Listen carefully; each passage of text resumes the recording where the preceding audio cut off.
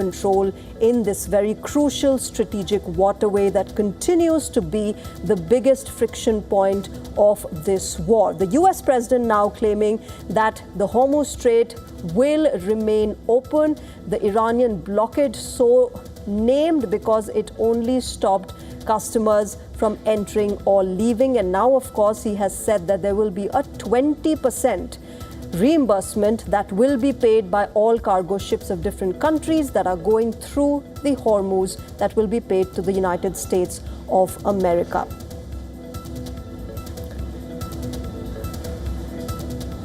Now, this was about the Strait of Hormuz. Let's also quickly get you what has been happening as far as the war front, the battlefield is concerned.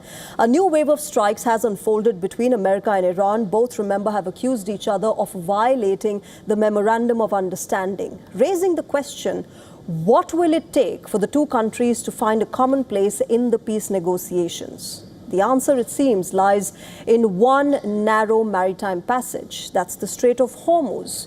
Before his latest announcement on controlling the Hormuz, the US president had told Fox News in an interview that Washington should be reimbursed by other countries for guarding the Strait of Hormuz.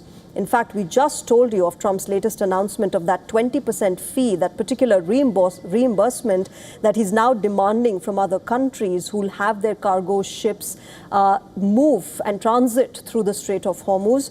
Trump has also blamed Iran for breaking the deal, for which he threatened renewed strikes. Listen into what he said. What nobody knows, we had a deal. It was a done deal. And then they broke it. They always break it. We've had 10 deals with these people. And so we're just going to hit them very hard. And we're going to keep the strait, and we'll probably run it. We'll become the guardian of the strait. Maybe we'll call it the guardian angel of the strait. And we should be reimbursed for that. You know, we guarded the strait for 50 years more, and we never got paid for it. They made all the money in the United States. Iran's military, meanwhile, has issued a fresh warning to the United States against its intervention in Hormuz. Iranian armed forces have threatened retaliation to anyone who allies with the US, threatening that disruption in the maritime passage could engulf all other countries of the region. The United States had launched attacks on the Iranian island of Qeshm and other areas of the country, including Bandar Abbas and Abadan. 2 people have been killed in these latest American strikes.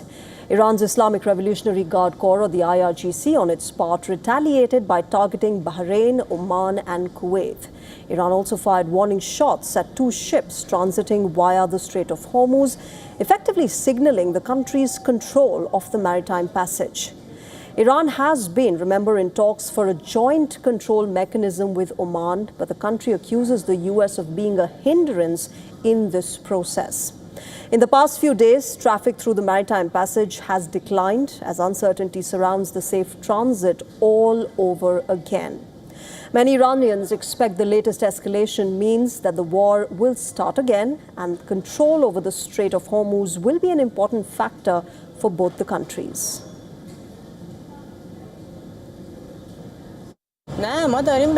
The war will definitely start again. This time, I don't think they'll dare enter the cities because they didn't expect Iran to be this resilient. They thought we are like Afghanistan or Libya. It may not reach the cities, but it will start again in the Strait of Hormuz, and contrary to what they expected, we won't lose control of the strait this time. I think the tension will continue until the United States deploys ground forces, captures Karg Island, and achieves the objectives it wants. If it can also seize and reopen the strait, I think it will leave it at that.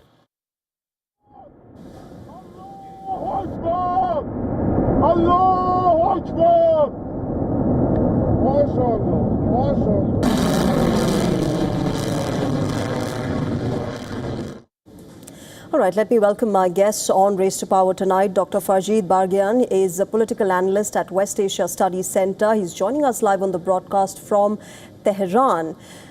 Good evening. Welcome, sir, to WION. Can I start by asking you, Dr. Farjeed, what you make of this latest claim by the US president? He says that United States is the one who's controlling the Strait of Hormuz, and now, of course, he's also demanding 20% reimbursement from countries that use the strait for shipment. What are you hearing on the Iranian side? What do you make of it? Thank you very much for your invitation. First of all, I want to explain a little about the ceasefire between Iran and United States. Ceasefire is a part of war, not part of peace. It means that there is no peace between Iran and United States. Second, the peace is over. The ceasefire is over, as Mr. Trump said two days before. It means that the war is on and is continuing. But the main problem is the sovereignty and dominance on Hormuz Strait, on Oman Sea, and the Gulf. Three parts is struggling in this era. One, the Arab League. Second, Iran. Third, United States. United States is trying to dominate all the supply chain of the Hormuz Strait, Gulf, and so on. Why? Because the Trump's enemy is China, is not Iran. They are trying to stop and to put a huge stop to the supply chain, to the energy line, to the China, and make China, because China's hegemony, economic hegemony, is bigger than the United States.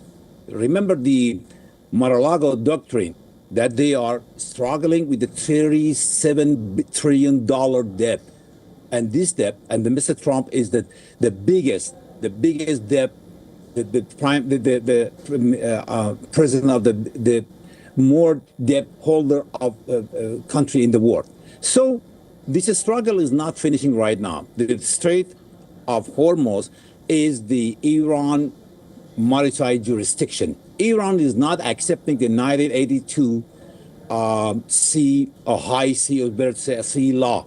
And Iran is not accepted before. And right now, Iran is in a war era, not peace era, not peace epoch. This time, Iran has the jurisdiction to close the Strait of Hormuz. United States, believe me, United States is not content with the open Strait of Hormuz. Believe me, because with the closed Strait of Hormuz can control all the supply chain of China in the region. Okay, I'm with you. So Dr. Farshid, how do you see this moving forward? Because you say it's all about the U.S. versus China in this, and the Hormuz remains, of course, a big, crucial strategic waterway vis-a-vis U.S.-Iran and vis-a-vis U.S.-China. In the next few days, what do you expect to happen? Because this escalation has gotten deeper. The Hormuz, once again, is the biggest choke point. Donald Trump has just said that he's going to be, charging a 20% reimbursement from countries. And therefore, which side is benefiting more from this, and how do you see this moving forward? I agree with you. You're right, because this is escalation. But this escalation, because the United States 2 days before refused that the aggression was made by the United States. Mr. Trump said itself, an aggression done by the Bahrain and Kuwait. What does it mean? It means that this time the war will be more lasted. And somebody, it's better to say somebody or some group, governmental or not governmental, is trying to devastate the war and the war fire to all the spread it over all the region. That is mean. Iran is not only the supplier of oil to China. Saudi Arabia is the bigger than Iran and the biggest in the region. Look at the Sana'a airport is bombed by the Saudi Arabia. Look at the Bab el-Mandab Strait again. This is not only the Strait of Hormuz war. I'm telling you, the elitism of the United States. One part of that is the consist of the supplier of the infrastructure, like petroleum pipelines, like airport, like any kind of the factories. Look at the region. Look at the Persian Gulf Arab League countries. Some part of this infrastructure are destroyed by Iran, and America is content with that, because the American suppliers and brokers, American infrastructure dealers, we deal more than 10 years believe me, 10 years with the Arab League, and they are trying to make money from that. At this time, America is making money in the region, and Iran, okay? Okay. No, I was just saying, Dr. Farshid, that these are interesting points that you make, that, you know, America is just doing it for the sake of minting money, and that its real war is against China. But of course, for the paucity of time, I'll have to leave it there. Thank you very much for joining us at the moment and explaining to us what this really means. This has been a crucial choke point as far as this war is concerned, and we'll have to see how this moves forward. Thank you very much, Dr. Farshid. Thank you very much. Okay, thank you. All right, let's move on and get you an update from United States of America. American Senator Lindsey Graham breathed his last on the 11th of July, a critic turned ally of the U.S. President Donald Trump. Graham was gearing up for the upcoming midterm elections in November this year. His demise now opens up possibilities for South Carolina and also challenges for the Republican Party. Donald Trump has ordered all American flags throughout the United States to be lowered to half-mast until the 18th of July to honor the deceased senator. Tributes have poured in all weekend for the veteran American politician, from Donald Trump to leaders across party lines. Many remember Lindsey Graham for his influence on recent American foreign policy. Several others also recollect controversial statements made by the Republican lawmaker, more recently in relation to Gaza. Graham spent his final weeks laying down the groundwork for America's foreign policy posture, including an ambitious push for normalization of relations between Israel and Saudi Arabia, and overseeing a final blow by Ukraine on Russia. While Lindsey Graham leaves behind a layered legacy in American politics, the Republican Party now has an uphill task of finding a face that is worthy enough to contest from the South Carolina seat.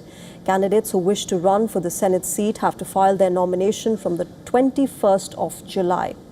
The party will hold a primary on the 11th of August to finalize the lawmaker who will contest the November midterms.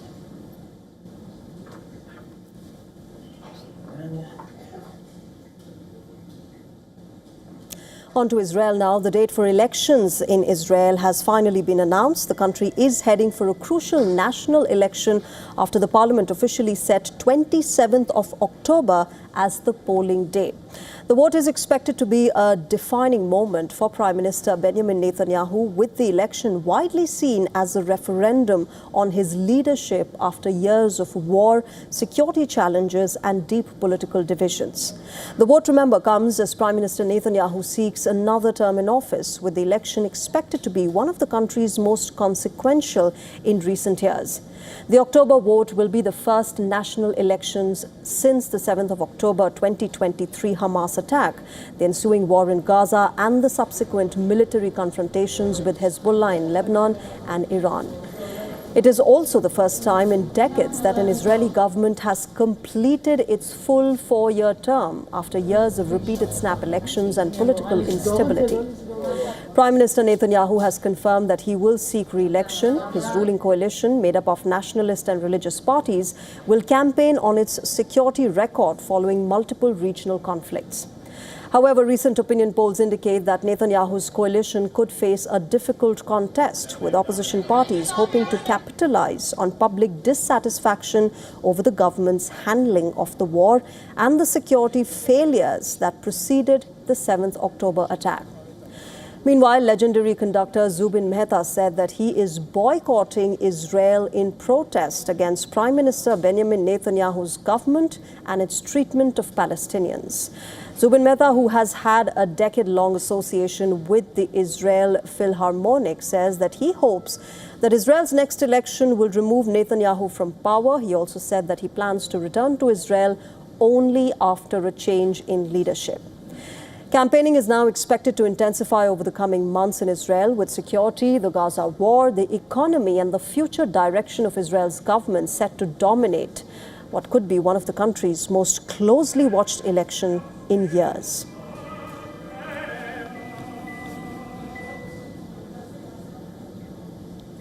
Moving on, Hungary is set to witness a high-stakes constitutional showdown in a vote that could further reshape the country's political landscape. Prime Minister Peter Magyar is looking to remove President Tamás Suljók from office. Now, this vote comes just months after Magyar Tisza party won a constitutional majority, giving his government the power to push through sweeping reforms without the support of the opposition. The vote to remove the president marks one of the most significant political confrontations since Magyar took power. If cleared, it will terminate the mandate of the incumbent president with immediate effect. The proposed 17th Amendment to the fundamental law is part of Magyar's broader effort to dismantle the political structures built during Viktor Orban's 16-year rule over Hungary. Magyar has accused President Suljuk of acting as a court puppet of the previous government. He has accused him of failing to defend the rule of law and allowing Viktor Orban's government to consolidate power.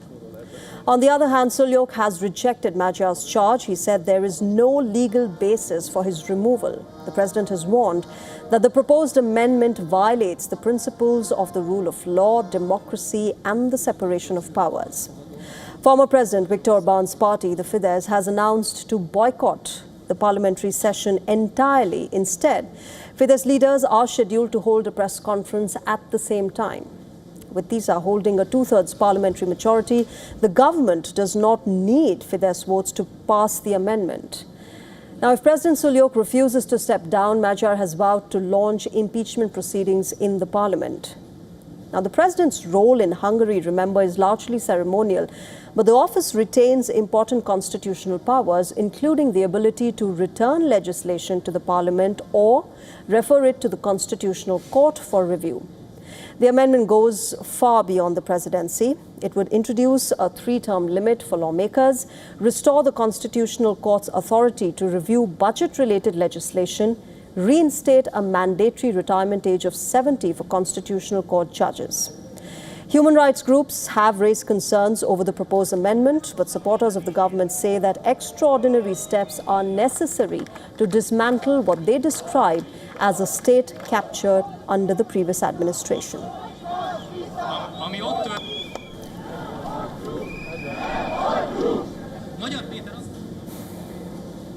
Shifting our focus now to India, civil servant turned politician K. Annamalai is making a comeback into Tamil Nadu's political arena with his own movement.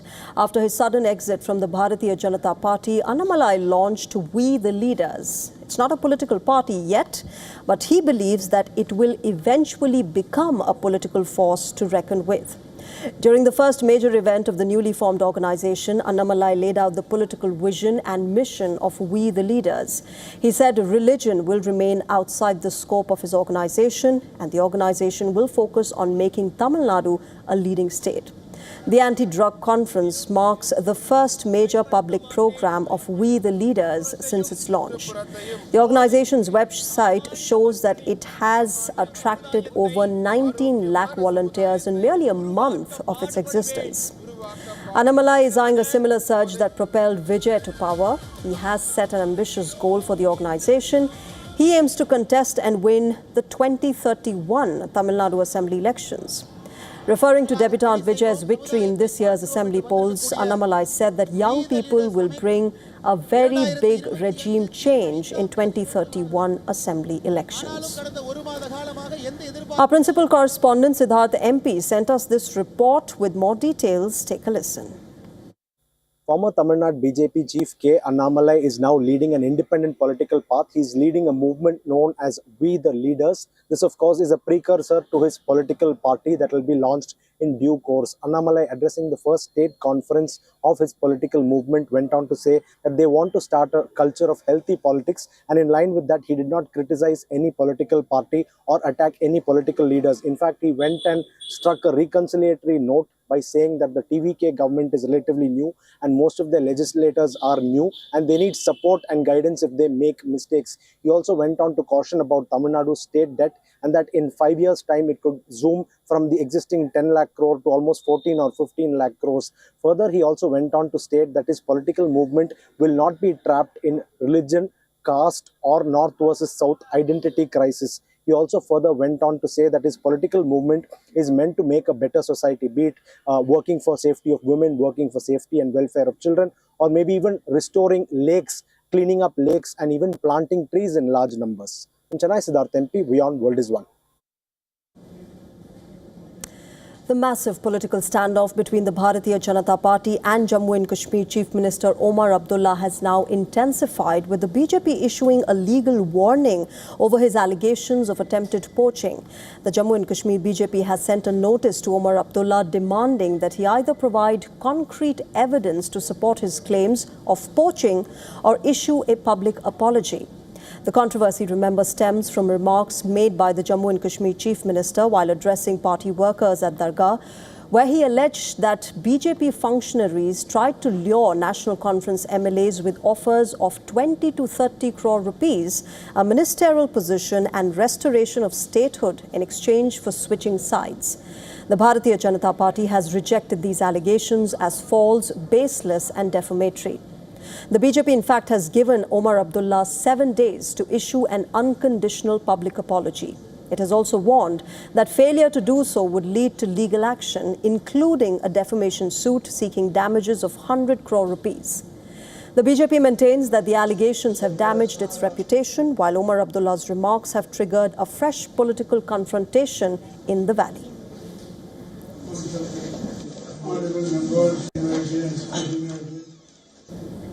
All right, with that, it's a wrap on this edition of Race to Power. As always, we'll keep getting you updates and analysis of the biggest political stories of the day. Thank you very much for joining us at the moment. Bye-bye.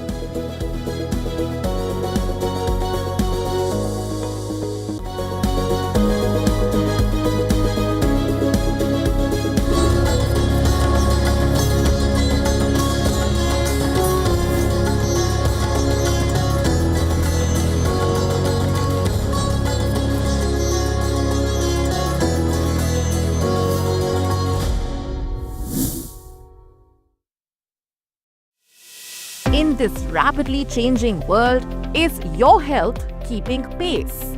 Best practices and breakthroughs busting the hype with real insights. The timeless power of yoga and ancient healing. Good food, good mood. Small steps, big impact. Your health matters.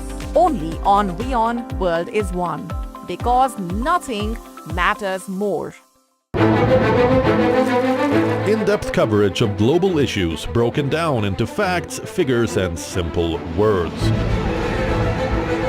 Backed with analysis from field experts who truly matter, because we believe in decoding the real picture for you.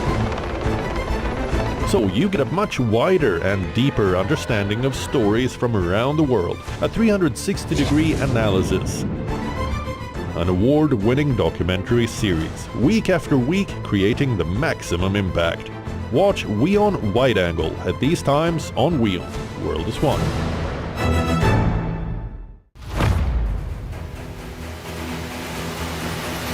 Get the latest updates.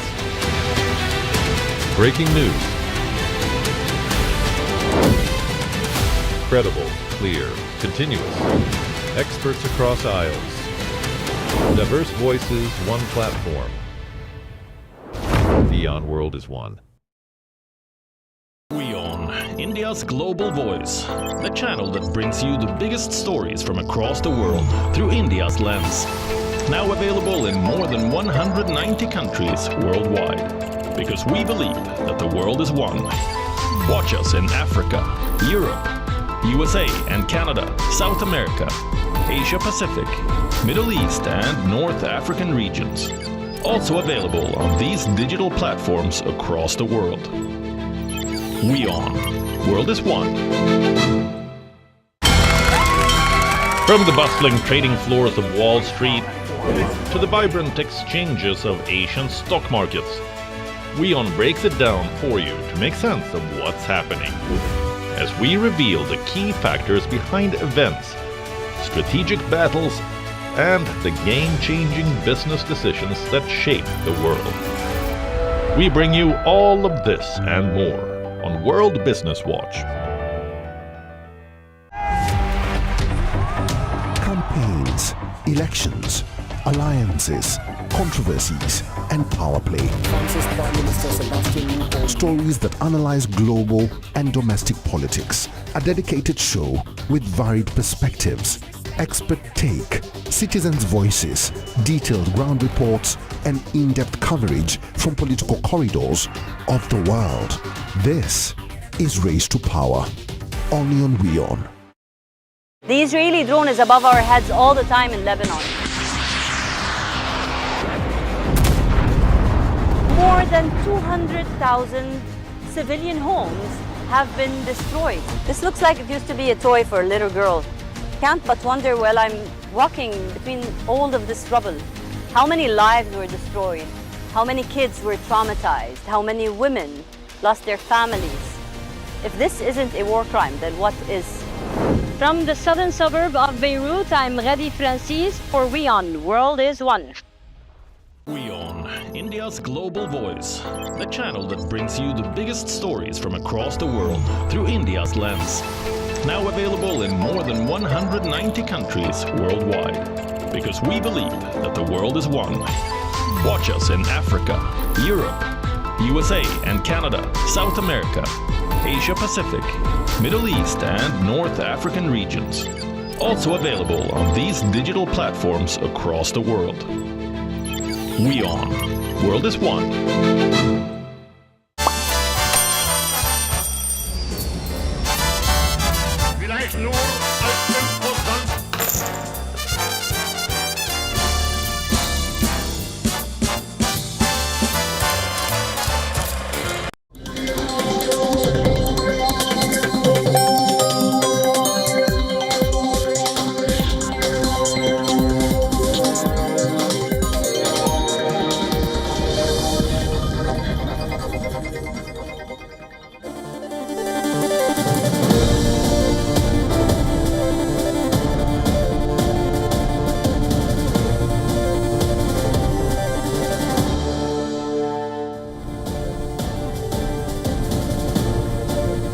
Welcome back and thank you for staying with us. Time now for fine print on WION World is One. American Joker, our top stories.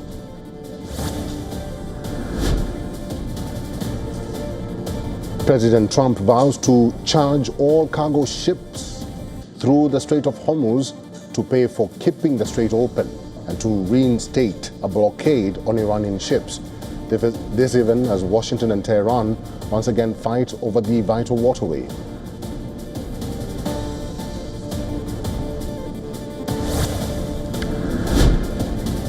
Yemen's internationally recognized government says it struck Houthi-controlled Sana'a airport on Monday, its biggest flare-up in years, with the rebels who blamed the authorities' Saudi backers for the attack and threatened retaliation.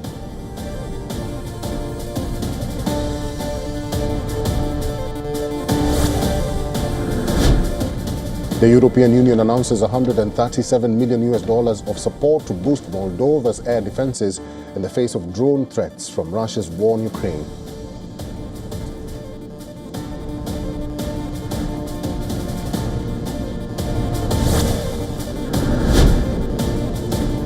Russia's foreign ministry says that it had summoned the German ambassador Alexander Graf Lambsdorff.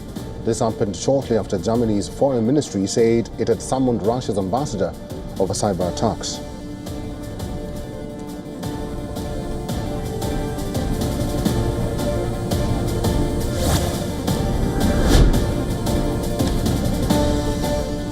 Investigators combed through the wreckage of a huge fire at a Bangkok bar that killed at least 28 people. More than 70 others were injured following the blaze on Sunday evening on the outskirts of the Thai capital.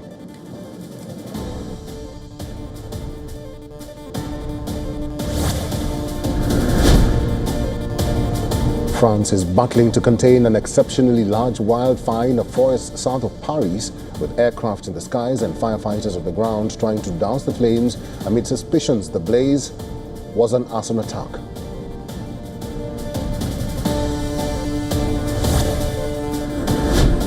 India scripts history at Lord's by comprehensively beating England in the first women's test match at the home of cricket.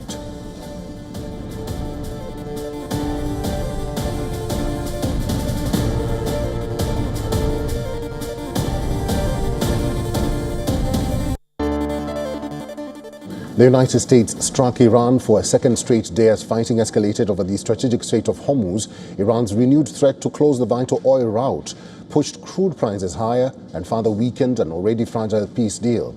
Tehran, in retaliation, launched fresh strikes targeting U.S. allies in the Gulf, including Bahrain, Jordan, Oman, and Kuwait.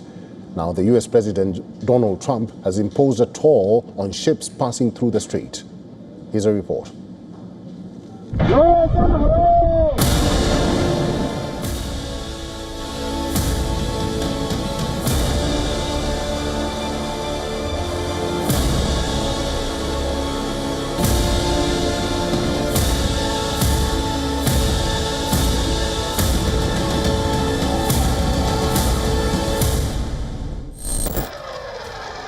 West Asia is once again witnessing one of its most dangerous military exchanges.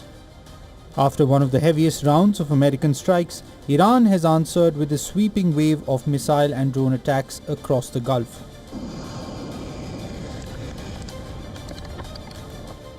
The battlefield is no longer confined to one country. It now stretches from Qatar to Kuwait, Bahrain, Jordan and Oman. The United States launched yet another devastating attack on Iran. The US military says it struck dozens of targets across Iran with precision munitions, saying the operation was meant to weaken Iran's ability to threaten shipping through the Strait of Hormuz. The strikes follow last week's large-scale US operation, which Washington said hit hundreds of targets to degrade Iran's military capabilities. Iran's response came fast. The Islamic Revolutionary Guard Corps, the IRGC, announced a coordinated retaliation across the region, claiming it had struck American military facilities in Qatar, Kuwait, Jordan, Bahrain and Oman.